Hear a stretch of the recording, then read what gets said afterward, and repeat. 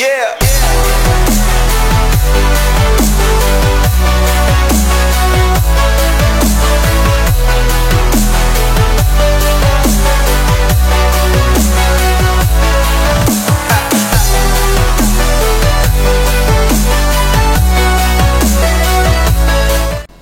Bismillahirrahmanirrahim. Assalamualaikum warahmatullahi wabarakatuh. Innal hamdalillah nahmaduhu wa nasta'inuhu wa nastaghfiruh wa na'udzu billahi min syururi anfusina wa min sayyiati a'malina may yahdihillahu fala mudhillalah wa may yudlilhu fala hadiyalah. Asyhadu an la ilaha illallah wahdahu la syarikalah wa asyhadu anna Muhammadan abduhu wa rasuluhu alladzi la nabiyya ba'da. Rabbi zidni ilman warzuqni fahman. Alhamdulillah anak-anakku sekalian, pada kesempatan kali ini Bapak bisa menemui kembali kalian dalam video ulasan pembelajaran mingguan. Pada kesempatan kali ini Bapak akan kembali mereview materi yang sudah Bapak berikan satu pekan ke belakang, yaitu tentang sejarah kejujuran Nabi Muhammad. Kisah atau sejarah tentang Nabi Muhammad di waktu kecil dengan penekanan sisi kejujuran dari Nabi Muhammad Sallallahu Alaihi Wasallam. Seperti yang sudah pernah Bapak ulas dalam pertemuan kemarin itu tentang sejarah Nabi Muhammad dari mulai beliau dilahirkan dalam keadaan yatim ketika ayahnya Abdullah pada saat beliau baru kembali dari perjalanan dagangnya dari Gaza, Palestina, kemudian mampir dulu ke Madinah untuk menemui saudara-saudara ibunya, tetapi pada saat mampir di Madinah tersebut beliau sakit sampai akhirnya meninggal dunia.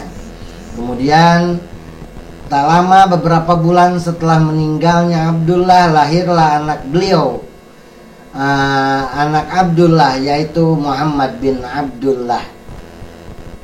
Kelahiran Nabi Muhammad sangat dinantikan oleh kakeknya, oleh ibunya, meskipun dalam keadaan yang masih diselimuti duka cita. Karena pada saat kelahirannya sang ayah tidak bisa menyambut sang bayi mungil yang sehat sempurna, laki-laki yang oleh kakeknya diberi nama Muhammad. Kemudian setelah itu Nabi Muhammad disusui oleh ibu susunya, yaitu Halimatus Sa'diyah. Beliau dibawa ke pedalaman, ke kampung, ke gunung bahkan, dimana pada saat itu setiap yang lahir di kota mereka senantiasa disusukan atau disusui oleh ibu susuannya yang berada di desa-desa. Terlepas gak tahu alasannya kenapa. Apakah mungkin karena alasannya untuk agar anak tersebut bisa tumbuh kembang secara sehat dan sempurna. Apapun itu, tapi kenyataannya Nabi Muhammad bersama Halimatus Sa'diyah sampai usia 4 tahun. Meskipun pada awalnya Halimatus Sa'diyah itu beliau kurang berkenan pada saat akan mengambil Nabi Muhammad itu, karena diketahui bahwa anak ini adalah seorang yatim. Yang Halimatus Sa'diyah harapkan adalah bayi dari anak orang kaya gitu. Sehingga mungkin dia pun akan menerima bayaran yang tinggi dari apa yang dilakukannya. Tetapi pada saat sampai ke rumah, Halimah menyampaikan kepada suaminya, "Suamiku, tolong, aku hanya berhasil mendapatkan anak yatim, seorang anak yatim untuk aku susui.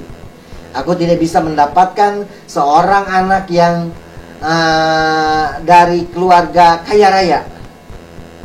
Tetapi suaminya dengan sangat bijak mengatakan, "Tidak apa, siapa tahu justru anak ini akan membawa keberkahan buat keluarga kita." Dan betul saja, semenjak Nabi Muhammad berada di lingkungan keluarga Halimatus Sa'diyah, kambing-kambing yang dipelihara oleh suaminya Halimah menjadi kambing-kambing yang tumbuh dengan sehat, gemuk, kemudian mengeluarkan susu yang teramat sangat banyak. Pohon-pohonnya pun, kebun-kebunnya pun subur gitu. Inilah berkah yang langsung Allah berikan kepada keluarga Halimatus Sa'diyah ketika beliau berkenan untuk menyusui Nabi Muhammad. Kemudian singkat cerita, ketika 2 tahun sudah berlalu, maka Halimah mengembalikan kembali Muhammad kepada Siti Aminah. Tapi beliau meminta kembali agar Muhammad masih tetap dalam asuhannya. Dibawa kembali Muhammad sampai usia 4 tahun. Itu pun ketika malaikat akan mencuci pada saat Nabi Muhammad sedang bermain dengan teman-temannya, kemudian datang malaikat dengan membawa bejana dari emas, bejana surga yang terbuat dari emas yang diisi dengan air Zam-Zam. Kemudian malaikat itu membelah dada Muhammad. Kemudian setelah itu dadanya dibersihkan, jantungnya pun dibersihkan, sehingga pada saat anak-anak menyaksikan itu, mereka langsung kembali teriak ke Halimah, Umi Halimah, mungkin perkataannya seperti itu. Lihat, Muhammad dibunuh. Kagetlah Halimatus Sa'diyah mendengar kabar dari anak-anak tersebut. Nah, padahal Allah memerintahkan kepada malaikat untuk membersihkan dada Nabi Muhammad, membersihkan dada dari Nabi Muhammad. Sehingga dalam sebuah keterangan dikatakan bahwa Ibnu Abbas itu pernah suatu ketika melihat belahan dada beliau yang ada bekas dari belahan yang dilakukan oleh malaikat itu. Wallahu a'lam bishawab. Kemudian setelah kejadian itu, Siti Halimatus Sa'diyah, beliau merasa takut dengan keselamatan Muhammad, sehingga dikembalikanlah Muhammad kepada ibunya Siti Aminah. Jadi mulai dari usia 4 tahun Muhammad kembali ke dalam asuhan ibunya. Nah, singkat cerita, di usia 6 tahun Nabi Muhammad berziarah bersama ibunya ke makam ayahnya yang ada di Madinah. Setelah berziarah, dikarenakan mungkin karena perjalanan jauh atau karena udah takdirnya, Allah memanggil Siti Aminah kembali ke haribaannya. Dan di usia 6 tahunlah Muhammad menjadi seorang yatim dan piatu, tidak berayah dan tidak beribu. Nah, kemudian setelah ibunya meninggal, maka Nabi Muhammad dipelihara oleh kakeknya, diurus oleh kakeknya yang penuh kasih sayang, sangat menyayangi kepada cucunya tersebut. Sayangnya selama 2 tahun pula Nabi Muhammad berada dalam asuhan kakeknya, sehingga di usia 8 tahun mulai Muhammad diasuh oleh pamannya Abu Thalib. Nah, baiklah anak-anakku sekalian, salah satu cerita yang digambarkan dari keterangan-keterangan sejarah, dari tarikh-tarikh yang sampai kepada kita, bahwa pada waktu kecil itu Muhammad adalah sosok seorang anak yang sangat menjaga kebersihan. Dia tidak akan mau makan makanan yang sudah dihinggapi lalat. Dia tidak mau bermain dengan tanah-tanah atau kotoran-kotoran. Kemudian juga dia sangat memperhatikan kebersihan badannya, kebersihan pakaiannya.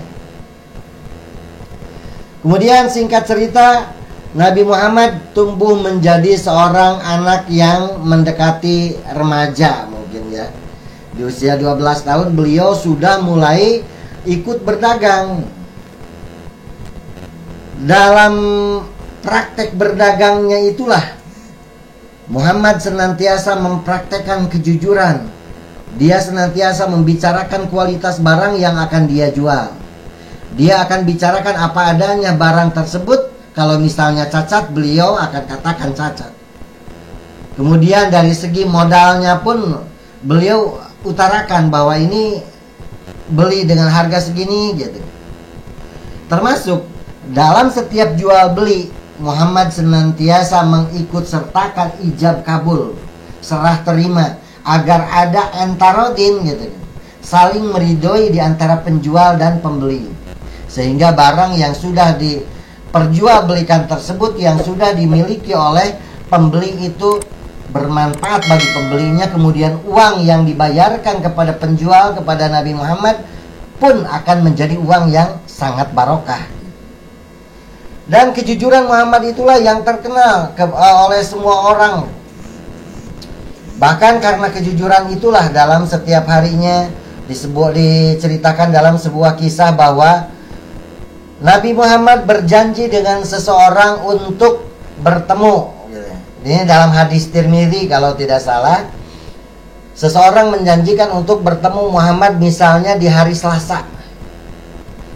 Muhammad, nanti akan kita lakukan jual beli di hari Selasa jam 7 misalnya. Kemudian di tempat ini, misalnya di alun-alun gitu kan. Muhammad, nanti jam 7 hari Selasa kita akan bertemu di alun-alun untuk melakukan transaksi jual beli. Ketika di hari tersebut orang yang menjanjikan itu justru dia lupa dengan janjinya. Dia baru ingat janjinya 3 hari kemudian, berarti Selasa, Rabu, Kamis gitu kan ya. Dia baru ingat di hari Kamis gitu. Ya Allah, aku sudah berjanji dengan Muhammad untuk mengadakan transaksi jual beli. Sehingga dia langsung berangkat ke tempat, ke alun-alun itu misalnya. Ternyata dari mulai hari Selasa itu Muhammad sudah menunggu kehadiran dia sampai Selasa, Rabu, Kamis, hari Kamis. Saat orang tersebut yang kelupaan datang. Ya Allah Muhammad, maafkan aku. Ya, aku sengaja untuk tetap menunggu karena ini adalah sudah janji antara kita bahwa kita akan melaksanakan transaksi jual beli. Itulah sampai sebegitunya Muhammad berlaku jujur dalam kehidupannya. Sehingga dengan kejujurannya itu Muhammad diberi gelar Al-Amin, orang yang dapat dipercaya. Kemudian diceritakan juga ketika Muhammad memanggil orang Quraisy, "Hai orang Quraisy, berkumpullah di sini." Semua orang berkumpul, orang Quraisy itu. Akan aku ceritakan, kalau pada saat ini aku ceritakan bahwa di belakang bukit ini musuh-musuh kita sudah bersiap untuk menyerang kita. Apakah kalian percaya? Semuanya mengatakan percaya. Kenapa kalian percaya? Padahal kalian belum membuktikan kebenaran dari apa yang aku ceritakan itu. Karena yang menceritakan tersebut adalah Muhammad sebagai sosok yang selama ini dikenal sebagai orang yang jujur, orang yang tidak pernah berbohong. Sebegitunya kejujuran yang menempel dalam diri Muhammad sehingga orang-orang di sekitarnya memberikan gelar Al-Amin kepada dia. Anak-anakku sekalian, lawan dari jujur itu adalah bohong. Sementara kebohongan itu sendiri dikatakan sebagai ra'sudz dzunub al-kadzdzab. Kepala atau puncak atau gimana ya, kepalanya dosa itu adalah bohong. Semua dosa, dari mulai dosa yang paling kecil sampai yang paling besar sekalipun, itu berawal dari kebohongan. Termasuk dosa yang paling besar yaitu syirik, mensyarikatkan Allah. Karena kita membohongi orang tersebut, membohongi terhadap hati nuraninya. Dia sudah meyakini qalu bala syahidna bahwa Allah itu adalah zat yang maha satu. Tetapi dia bohongi kata hatinya itu sehingga dia berbuat syirik. Semua dosa berawal berangkat dari kebohongan. Anak-anak sekalian yang Bapak sayangi dan Bapak cintai, di dalam sebuah hadis dikatakan, An Abdullah bin Mas'ud radhiyallahu anhu qala Rasulullah sallallahu alaihi wasallam, alaikum bisidqi.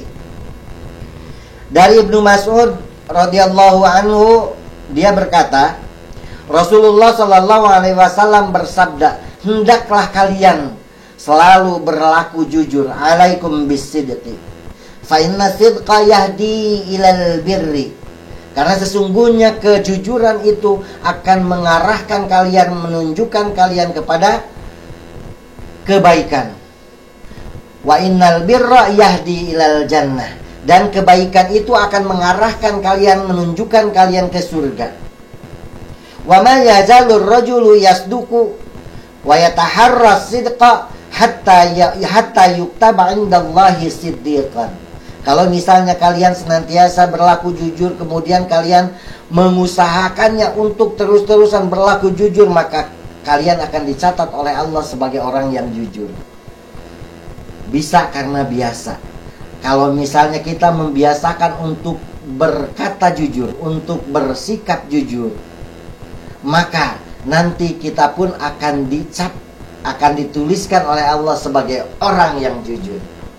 Tetapi sebaiknya wa iyyakum wal kadhiba, dan jauhilah oleh kalian yang namanya kebohongan. Fa innal kadhiba yahdi ilal fujur.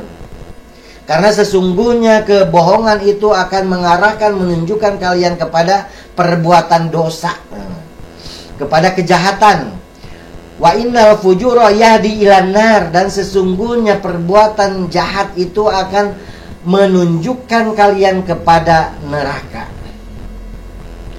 Wa ma yazalur rajulu yakdzibu wa yataharral kadhiba, dan jika seseorang senantiasa berdusta dan memilih kedustaan sebagai gaya hidupnya, nah ini hatta yuktaba 'indallahi kadzaban, nanti akan dicatat oleh Allah itu bahwa dia sebagai pendusta. Kalau misalnya kita berlaku jujur, maka kejujuran itu akan menunjukkan kita kepada kebaikan. Sementara kalau misalnya kebaikan itu justru yang akan mengantarkan kita ke surga. Kalau misalnya kita senantiasa membiasakan diri untuk berbuat jujur, berkata jujur, maka kalau sudah menjadi kebiasaan, Allah akan mencatatnya bahwa kita itu adalah orang yang jujur. Tetapi sebaliknya, kalau kita membiasakan diri untuk berbuat, kita pun dilarang oleh Allah, wa iyyakum wal kadhiba, dan jagalah diri kalian dari perbuatan bohong, karena sesungguhnya fa'innal kadhiba yahdi ilal fujur, karena sesungguhnya bohong itu akan menunjukkan kalian kepada kejahatan, dan kejahatan itu merupakan salah satu jalan yang akan mengantarkan para penjahatnya ke neraka. Sementara kalau misalnya seseorang sudah membiasakan bohong, kemudian dia terus-terusan berbohong, nanti akan dicatat dia itu oleh Allah sebagai pembohong. Nauzubillahi min dzalik. Kita kembali kepada tadi ra'sul dzunub al-kadzab, bahwa kepalanya dari dosa itu adalah bohong. Bohong itu akan mengantarkan kita kepada seluruh macam dosa yang dilarang oleh Allah, dilarang diperbuat oleh kita. Senantiasa harus kita hindari, dan semuanya akan berawal dari yang namanya bohong. Anak-anakku sekalian, sadarlah, kalau misalnya kita berbohong, maka diperlukan kebohongan-kebohongan lainnya. Apakah satu kebohongan, dua kebohongan, bahkan sampai ratusan ribuan kebohongan hanya untuk menutupi satu kebohongan yang kita lakukan. Misalnya yang sudah pernah Bapak sampaikan di kelas, ketika misalnya si Budi itu disuruh sholat oleh ibunya. Budi, ayo sholat, kamu gak dengar azan nah, cepet sholat. Sementara si Budi lagi asik main game, si Budi dengan gampangnya dia bicara, udah bunda, Budi udah sholat. Padahal azan baru saja berkumandang. Ibunya gak percaya gitu. Masa sih kamu udah sholat? Kapan sholatnya? Barusan bunda. Tuh, satu. Tadi awalnya si Budi mengatakan udah sholat bunda. Kapan sholatnya? Barusan bunda. Tuh, satu kebohongan tambahan dari kebohongan induknya tadi. Bohongnya udah sholat. Gimana mau sholat, Bud? Kamu itu gak akan sah kalau misalnya kamu sholat tapi gak wudhu. Budi udah wudhu, Bun. Di mana kamu wudhu? Budi wudhu di WC di atas. Dua tuh kan kebohongan, dia udah wudhu. Kemudian wudunya di mana? Di WC atas 3 tuh. Masa di WC atas kan airnya tidak ada. Ya elah bunda, tadi kan Budi ke bawah mau nyalain dulu air, mau nyalain dulu mesin air. Makanya airnya udah naik ke atas dan Budi wudu di atas tuh. 4, kebohongan yang dilakukan si Budi untuk menutupi kebohongan utamanya. Udah sholat. Gimana mau naikin air, Bud?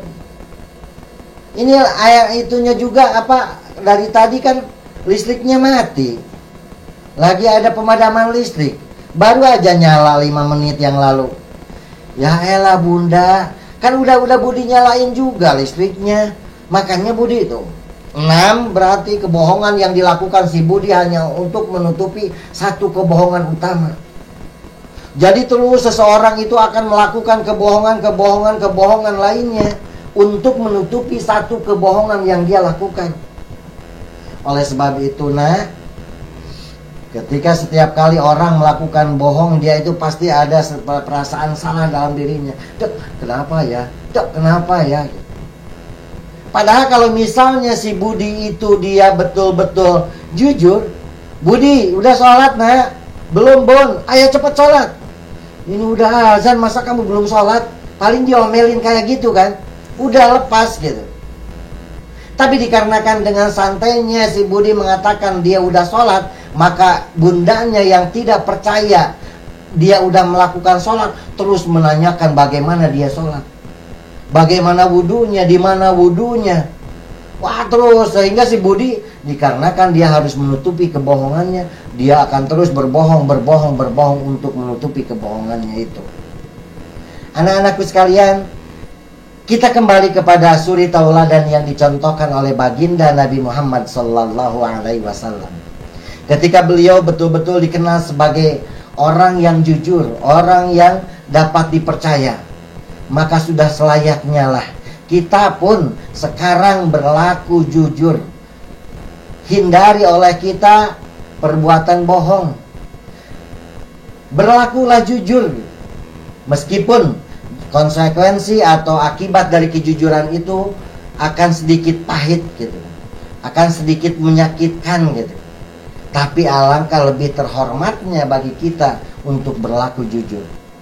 Seorang bijak mengatakan bahwa kejujuran itu adalah mata uang yang berlaku dimanapun dan kapanpun.